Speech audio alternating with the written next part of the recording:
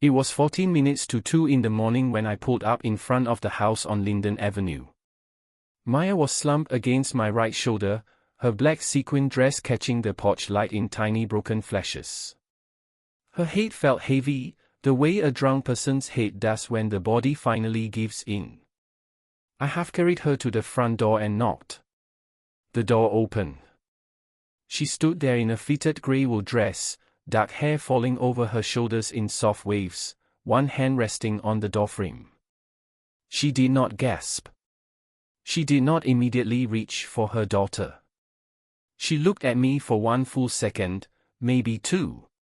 Then she stepped forward, carefully took Maya from my shoulder, murmured something too soft to understand, and turned back to me. Rain began tapping against the porch roof. I caught the scent of her perfume, sandalwood and bergamot. Behind her, the hallway glowed with warm amber light. There was the faintest trace of nude lipstick at the corner of her mouth. "You shouldn't have brought her home," she said. "But you did. She's my friend's cousin." It felt like the right thing to do. She almost smiled. "Most men do what is easy, not what is right. It is late. The roads are wet. Stay here tonight. The guest room is ready. Come in." I nodded before I had time to think it through. That was the first thing Diana Carrington ever said to me. I had no idea it would change everything. "My name is Ethan Walker. I am 32 years old, and I work with my hands. I own a small woodworking shop on the east side of town, a mid-sized city pressed between two rivers. I build custom furniture for people who want things that will outlast them, dining tables, bookshelves, built-ins, pieces meant to survive more than one life. The shop is small, but it is mine. I built every inch of it myself. I live alone in a one-bedroom apartment 15 minutes from the workshop. My father died when I was 19. A stroke no one saw coming. My mother moved to Oregon 2 years later to be closer to my aunt. We talk every Sunday, but I have not visited her in 8 months. That is on me. I am not a talker. I am not the kind of man who runs from hard things. For a long time, I thought those were strengths. Then I met Tosha Renshaw, and over 4 years I learned that loyalty without judgment is just another word for being trapped. Tosha was 28 when I left. She was beautiful in the way people are beautiful for cameras, painted lips, ring lights, and a feed she treated like a full-time job. 12,000 followers. Every quiet evening had to become content I was expected to support. At first, it was fun. Then the volume never stopped rising. I remember the scene she made in a steakhouse because I asked the waitress how her shift was going. I remember the night she posted a crying video on Instagram because I had not answered her messages for 2 hours. I had been in a meeting with a client. My phone was in the truck. That did not matter. The night I left, she threw my phone across the floor and screamed that I would never find anyone who loved me the way she did. Even in the middle of it, I remember thinking, maybe she's right. 7 months later, she was still calling at 2 in the morning. I did not answer. But I had not blocked her either, and I hated myself for that small hesitation. I kept telling myself love had to hurt to be real. I was wrong. I ended up at that party only because of Marcus. He had been my best friend since high school. Now married, settled, and worried about me. For 3 weeks straight, he told me I needed to get out of my own head.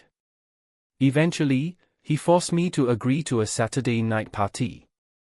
Maya was Marcus's cousin on his mother's side. 24 years old. A barista downtown. One of those girls who laughed at every joke, even the bad ones. That night, I watched her take 3 shots in 20 minutes. Then I saw a guy in a backward baseball cap drop onto the couch beside her, clearly with no intention of leaving. I pulled her aside, called a taxi, then cancelled it. I told Marcus I would drive her home myself. On the way, she mumbled against the window. Most of it made no sense, but one sentence stayed with me. "My mom," she whispered. "My mom is amazing. She designed our house herself. Dad is gone. She is alone." I did not think much of it then. I only wanted to get Maya home safely and return to my quiet apartment. I had no idea it was the last night my life would feel that simple. I woke in the guest room a little after 7. A double bed. White linen sheets. The dry scent of lavender sachets on the nightstand. From downstairs came soft jazz, Chet Baker. My father used to play him on Sunday mornings. I went downstairs in the same shirt from the night before, sleeves rolled, my hair flattened on one side. Diana stood at the kitchen island in a loose cream cashmere sweater and thin black silk pants. Barefoot. Her hair was twisted up and pinned with a wooden pencil. Without makeup, she looked even better than she had the night before, the kind of beauty that did not need light to prove itself. Maya went to her Saturday shift at the cafe, she said without turning around. I drove her at 6. I cleared my throat. I was going to thank you and leave. That had been the plan I had made in the shower. She set a coffee cup in front of the bar stool. "You have not had breakfast. Sit." It was not a suggestion. So I sat. The coffee warmed my hands. Morning sun slid across the inside of her wrist. The kitchen smelled like cinnamon and warm bread. As I sat there, I realized something. This was the first time in years I had been around a woman who did not need me to perform. "How old are you?" she asked finally, looking up. 32. She nodded once, as if confirming a number she had already guessed. Old enough to know better. Young enough to still learn. Good age. I stayed for breakfast. That had not been part of the plan, but I stayed. She cracked 4 eggs into a pan, tore basil from a clay pot on the windowsill, and made omelets with the ease of someone who had cooked them 10,000 times. I asked about the house. I had noticed the handmade hinges on the study door when I came downstairs. "Honest work," I said. "Old school. Mark and I designed it together," she said. "He was an architect. He died 3 years ago. Heart attack. 51. He was in the garden." I did not bury her in questions. I only listened. She did not cry. She did not shrink. She spoke of him the way people speak of a season that has passed, with gratitude, but without clinging. She told me he taught her how to choose door handles, how the angle of a window works with morning light, how to read a blueprint, how a room makes a promise before anyone lives in it. She said grief had not broken her. It had rearranged the furniture in her mind. I asked how she managed to keep the design firm after he died. She said that for the first 6 months, she did not. She handed everything to the partners. Then one Tuesday, she woke at 4 in the morning and decided she was done being a passenger in her own life. By 7, she was in the office. That had been 3 years ago. She had not been late once since.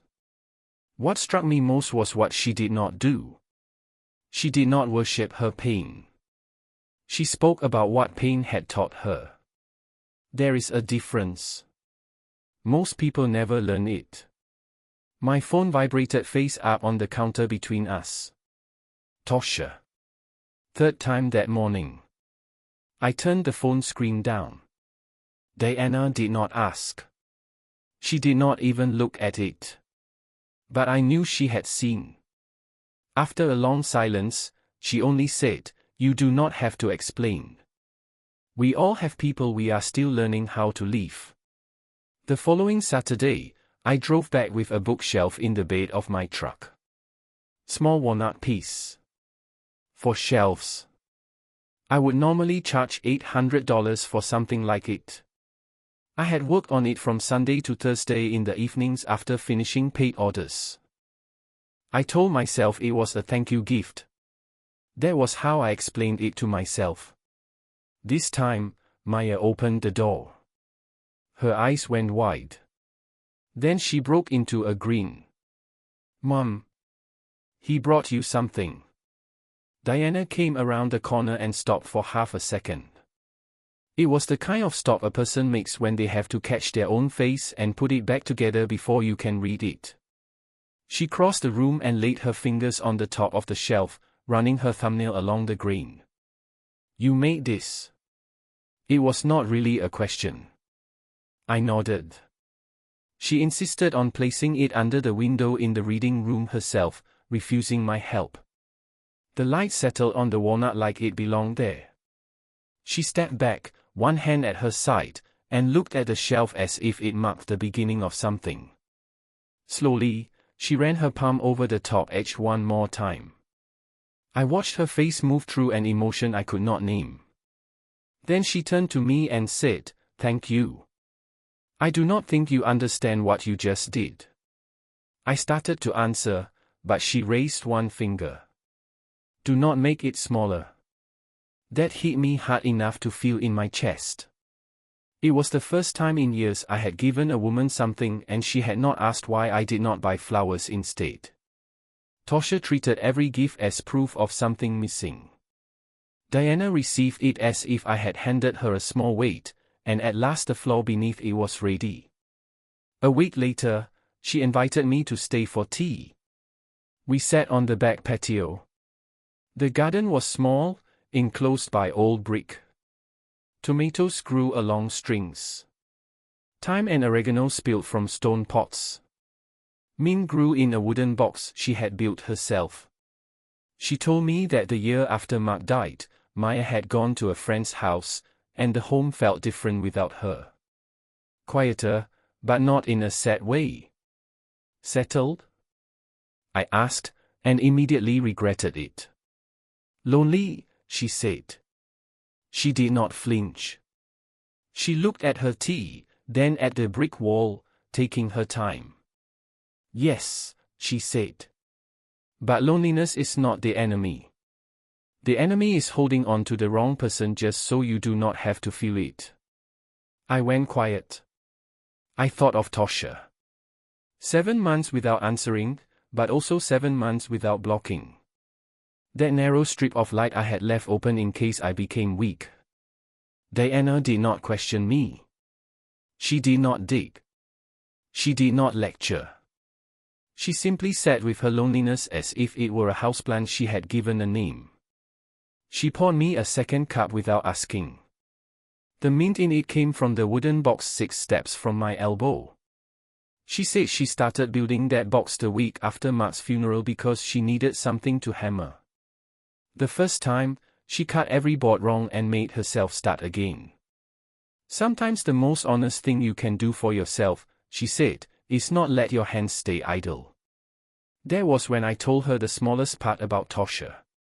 Not the whole story. Only that I had left someone loud, and I was still learning how to live in a quiet room. "I do not think silence means something bad," I said. She nodded. She did not tell me I had done the right thing. She did not say anything at all.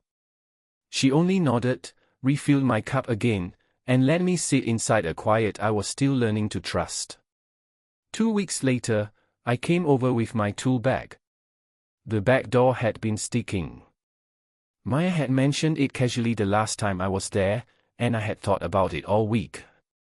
I took off the hinges, sanded down the swollen edge of the frame, and set it back into place. 22 minutes. Diana was in the kitchen the whole time, browning onions, and talking to Maya about a cafe customer who had ordered 7 different dishes and complained about all of them. She did not stand over me while I worked. She trusted me. When I finished, she called me to eat. The three of us sat at the kitchen table. Maya told a story with both hands. Diana laughed in that low, warm way of hers, and I laughed too. I could not remember the last time I had laughed at a kitchen table. The room smelled of tomato sauce and roasted garlic. 2 beeswax candles stood on the table, not for romance, but simply because Diana liked candlelight. The flame caught in her eyes, and I had to look away. After dinner, Maya kissed her mother on the head and went upstairs. Diana and I cleared the plates together.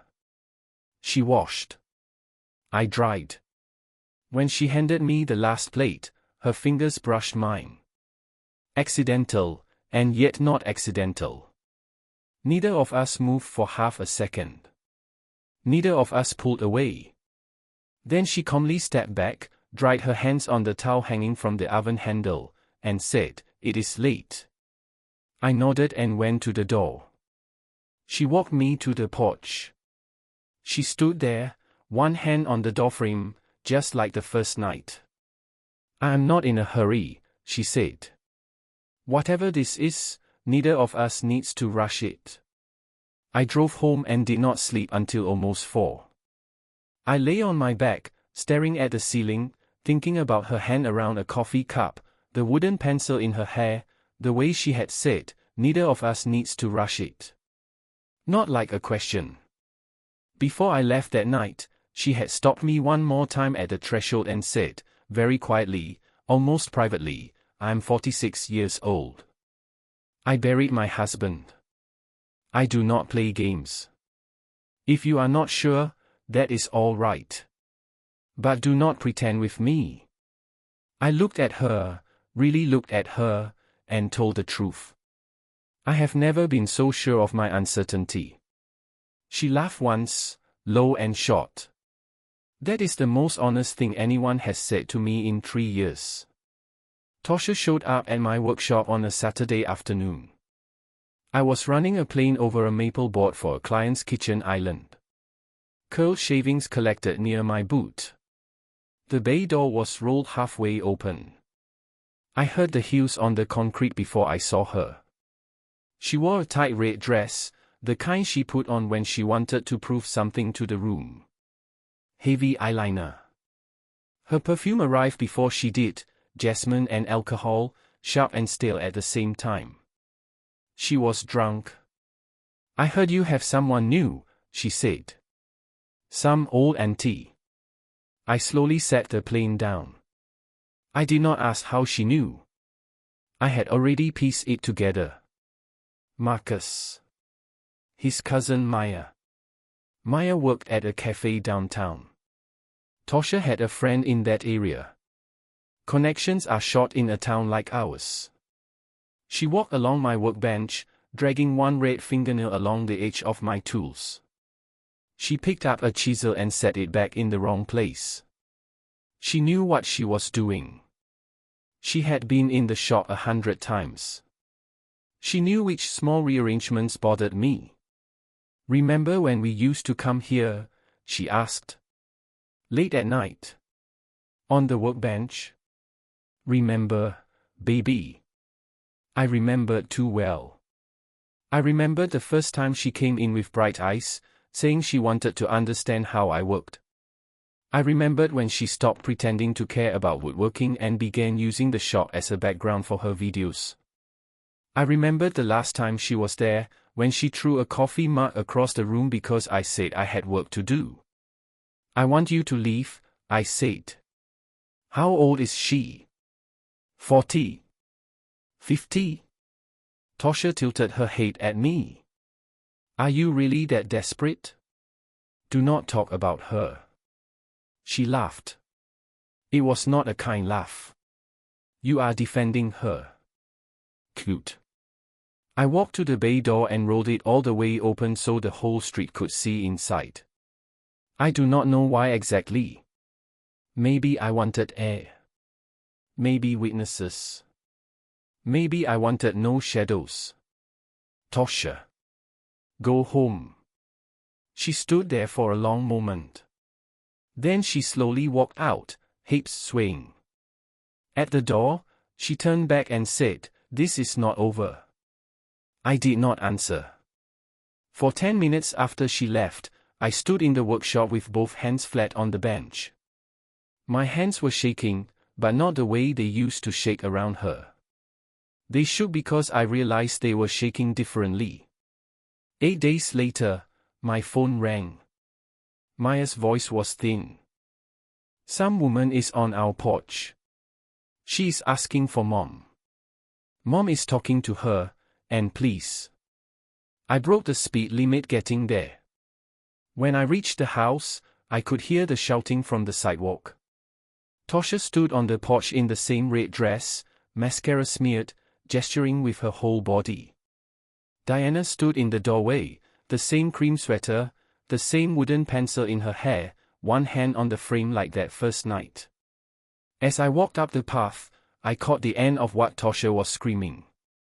"You do not even know who he is. He loved me. He will get tired of you. You are old. You are temporary. You are just a replacement. You are stupid." Diana did not interrupt. She let Tosha finish. Let her hear every ugly word out loud. And she did not move. When Tosha ran out of breath, Diana said in the same low, steady voice she used when talking about basil and door handles, "You are not angry with me. You are angry because he chose peace over chaos. That is not my problem to solve." Tosha spun around and saw me coming up the steps. Her eyes were red. She rushed at me and shoved both open palms into my chest. Hard. I did not step back. I did not put my hands on her. I let her push me again. I let the movement burn itself out. I knew if I touched her, she would make my hands the center of the story. "Tosha," I said quietly, because I knew Diana could hear me. "You did not love me. You loved that I belonged to you. Those are not the same thing." She stared at me for 1 second. I saw in her the woman she might have become if her wiring had been different. For 4 years, I had waited to see that woman. Then she disappeared again before I could finish the thought. I waited for fear. For 7 months, I had been afraid of her. Even after leaving, I had been afraid of her messages, afraid of the silence between them, afraid she would one day find a way to make my life small again. I waited there on Diana's porch with Tosha's hand still pressed against my shirt. Fear did not come. Pity came instead. And with it, the clear understanding that pity is not a reason to return. I realized something else standing there. All that time, I had carried Tosha in my chest like a private threat, a reminder of what kind of person I was capable of staying with. But now she was in front of me, smaller than the version of her I had been carrying. Loud, but not powerful. Confused, but not frightening. The Tosha I feared lived mostly in my own head. Then she burst into tears, the kind of crying that is mostly performance, and began threatening to tell my parents, call my clients, destroy me online, post about me on every platform and in every group chat she could find. "Do what you think you need to do," I said. "I no longer belong to you." She drove off too fast. Her tires screamed at the corner. We stood on the porch. Maya quietly disappeared into the house. The street suddenly felt very still. "I am sorry," I said. "I should never have brought her to your door." Diana shook her head. "She is not your fault. She is your past. There is a difference." I looked at her. The porch light fell across one side of her face. She was not shaken. Not even surprised. "You are not afraid?" I asked. "She might come back." Diana was silent for a moment. Then she turned and looked directly into my eyes. "I sat beside my husband's bed for the last 6 hours of his life. I buried my father when I was 28. I'm not afraid of girls screaming on my porch. I nodded. I did not know what to say. The question is not whether she comes back, Diana said. The question is whether you do. Yes, I said, without hesitation. Without a condition. She looked at me for a long time. Then I do not need to know anything else. I stayed on her porch for another half-hour after that. Maya eventually came back out, her eyes a little red, but she was holding herself together. Diana wrapped one arm around her daughter without saying anything. The three of us watched the street darken. No one spoke. There was nothing words could fix. When I finally drove home that night, I sat on my couch in the dark for 20 minutes. Then I picked up my phone and blocked Tosh's number. 2 taps. For the first time in 7 months, I expected guilt. But I felt none. I only felt the silence move one step closer. The next morning, I pulled a cardboard box from the closet. I had kept her things there and told myself it was decent. 2 necklaces. A leather jacket. A leather-bound notebook I had never opened. I folded everything neatly into a mailing box, drove to the post office on Maple Street, and sent it to the last address I had for her. No delivery confirmation. No note. Standing at the counter, I felt a small weight lift from between my shoulder blades, a weight I had not realized I had been carrying. Then I sat in my truck in the post office parking lot and went through my phone. I deleted every photo she was in. Deleted her number from my contacts. Unfollowed her everywhere. I did not make an event out of it. I simply stopped carrying her in my pocket. I sat with both hands on the steering wheel for several minutes afterward. Late morning sunlight came through the windshield, and I allowed myself to feel how strange it was not to be living in a constant low-level state of dread. For 4 years, my body had been tense. For 7 months after that, it had stayed tense too, only waiting for a different kind of impact. I rolled my shoulders back and took a real breath, the first one in a long time that did not belong to expectation. I called my mother that afternoon. She answered on the second ring, like she always did. I told her about Diana. Not everything, but enough. Her age. The husband she had buried. The first morning in the kitchen. The bookshelf I had built without thinking too long about it. My mother was quiet for a long time. I heard her kettle click off in her kitchen in Oregon. 14 years, she said at last. Are you sure? Mom, I said, for the first time in 4 years, I do not have to guess what a woman truly thinks. I am sure. She was silent for another second. Then she said, then bring her to meet me at Christmas. And beneath her voice, I heard a tiny piece of relief. I went back to Diana's house 3 days later. Maya was away on a 2-week barista course in a town 3 hours north. Without her, the house was quiet in a different way. Diana led me into the reading room. The walnut bookshelf I had made was full now. My work stood beneath the window, holding pieces of her life. I noticed she had placed Mark's books on the lower shelf and her own above them. Not as if she were hiding him.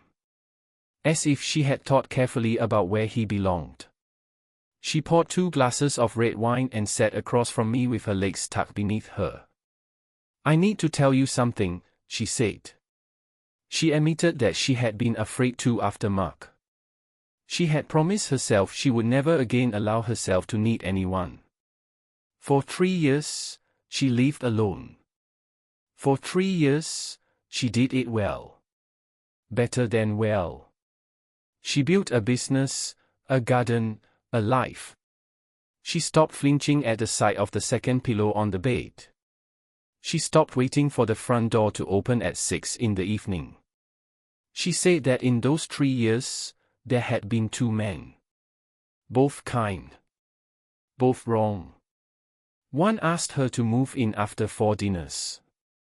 The other asked her to stop talking about Mark in the second month. With both of them, she politely went home and felt only relief.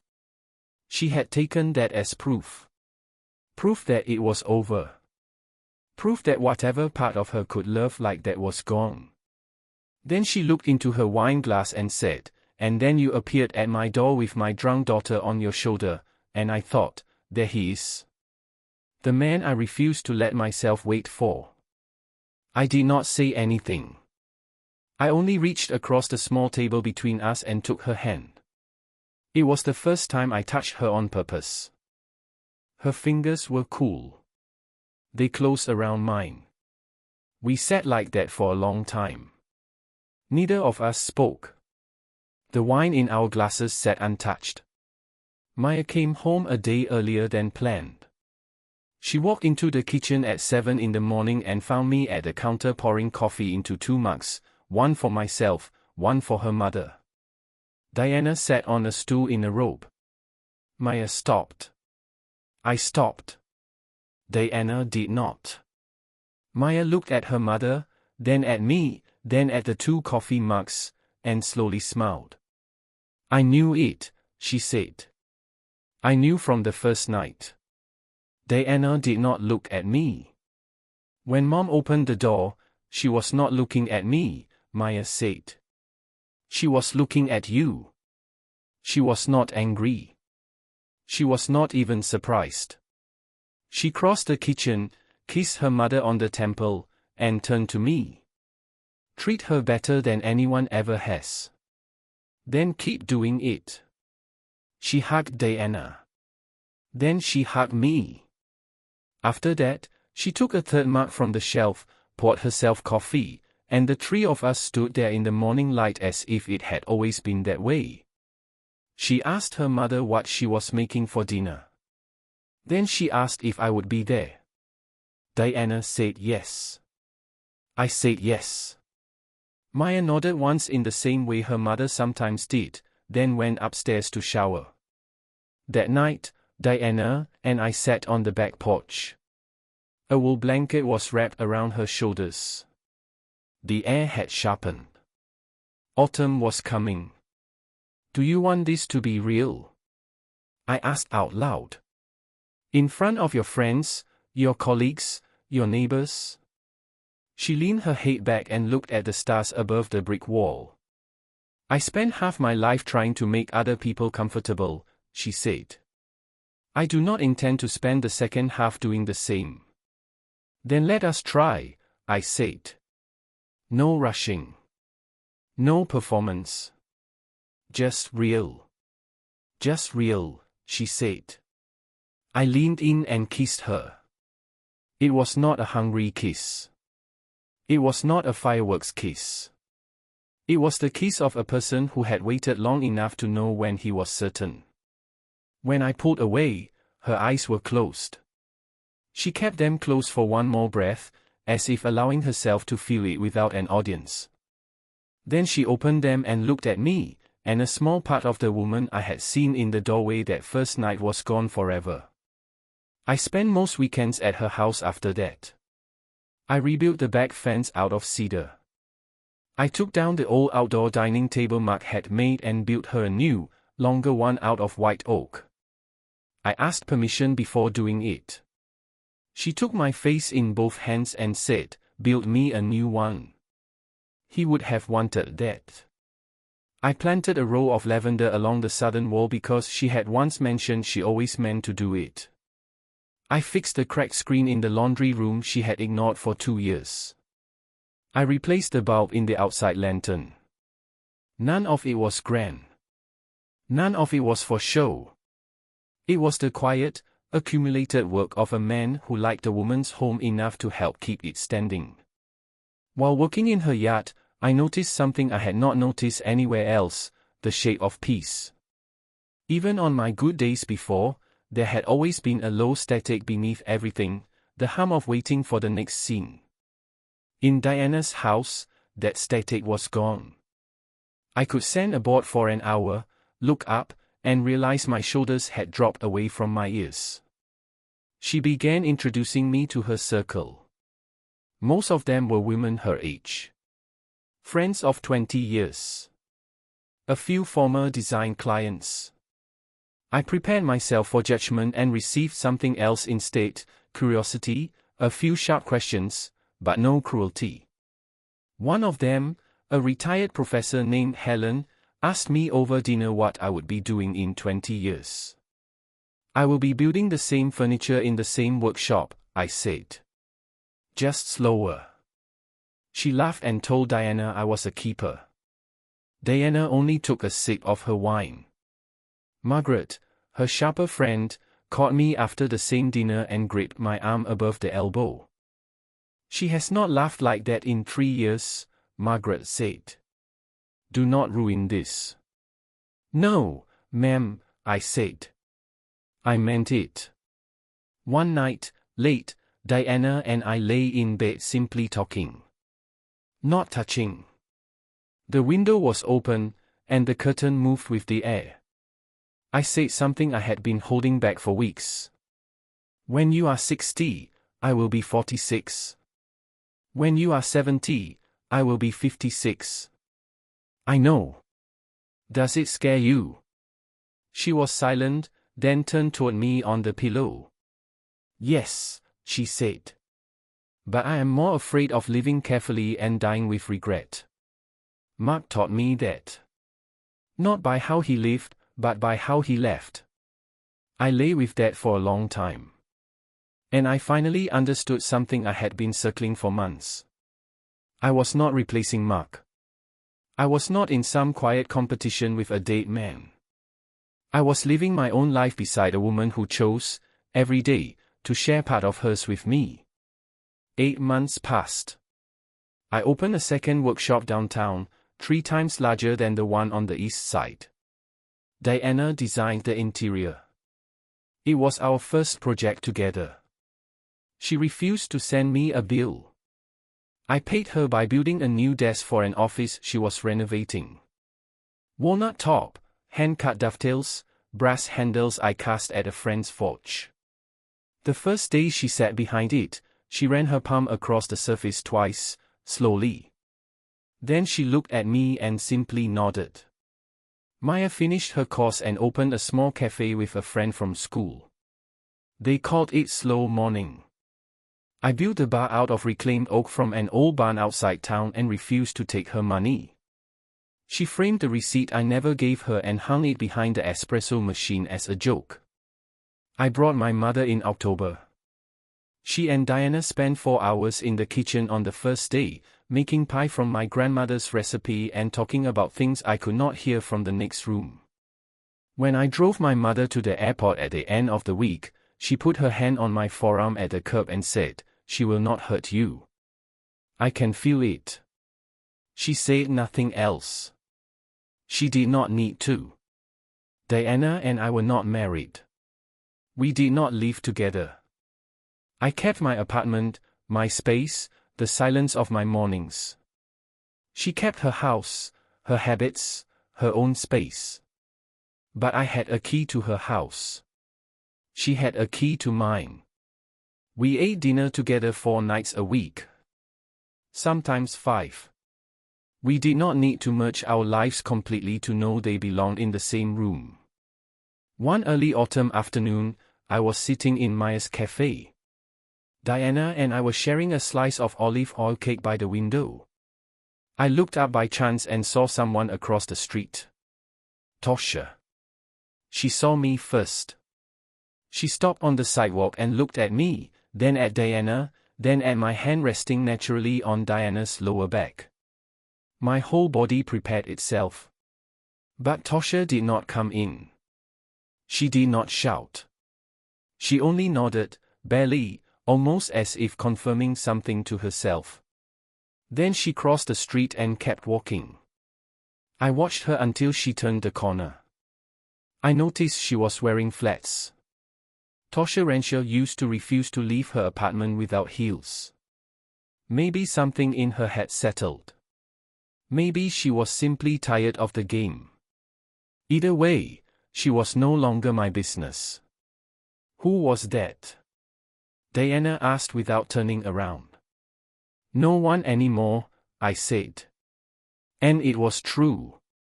Not because I hated Tosha. Because I no longer needed her to mean anything to me. I did not need to make her the villain. I did not need to defeat her. I did not need her forgiveness or her apology.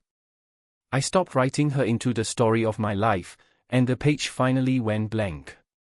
That evening, the first cold front of the season arrived while we were still at the cafe. Later, I built a fire in Diana's living room fireplace, the same one Mark had laid with his own hands years before he died. Dry oak caught quickly. I crouched in front of it and watched the flames find their shape. Diana curled into the chair across from me, legs tucked beneath her, reading. The lamp warmed her hair. She wore reading glasses, something she did not use often. Tiny lines rested at the corners of her eyes. I watched her for a while.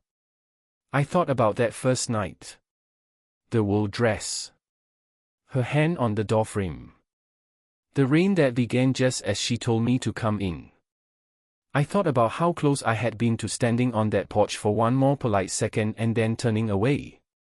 How close I had been to thanking her, refusing her invitation, driving home through wet streets, and never returning. I had almost said no. I had almost gone back to my empty apartment, gone to sleep alone, and continued pretending everything was fine. And I would have been fine. That was the part that still frightened me. I would have been fine for the rest of my life, in a small grey ordinary way. I never would have known what I had missed. She looked up and caught me watching her. What? Nothing, I said. Just thank you for opening the door. She smiled without showing her teeth, the same smile from the first night. Thank you for walking through it. I used to think love had to be loud to be real. I thought it had to be full of tears and jealousy and sleepless nights because two people were angry at each other with too much passion. I thought that if a woman was not hurting me, then maybe I was not truly needed. Diana never hurt me. She never made scenes. Never checked my phone. Never threatened to leave just to see if I would chase her. For the first 6 months, some hidden corner of my chest kept asking whether this was real love or whether I had simply settled for less. Then I understood. I had mistaken chaos for passion. I had mistaken exhaustion for attachment. I had spent 4 years in a relationship where love was measured in decibels, and I came out of it convinced that was the only key in which the song could be played. Diana taught me another kind of love. The love of a grown woman. A woman who had buried a husband, raised a daughter, lived alone long enough to know she did not need anyone to feel whole. That kind of love is quiet. It does not need to prove itself. It only needs to be received. I do not pretend the age difference means nothing. There are nights when I lie awake thinking about it. There are days when I think about the mathematics of who is more likely to be left alone. But I would rather have 10 real years than 50 pretend ones. I would rather one day sit beside her bed the way she sat beside Mark's than spend 60 years waking up beside someone I never truly allowed inside me. The night she opened the door, she did not save me. She only showed me that other doors existed. Walking through one was something I had to do myself. So tonight, I want to ask you 2 things. First, have you ever mistaken noise for love? Have you ever stayed with someone because their chaos made you feel needed, not because their presence gave you peace? Second, if a quiet door opened for you tonight, a door that promised nothing dramatic, nothing loud, nothing guaranteed, only the possibility of peace, would you have the courage to walk through it?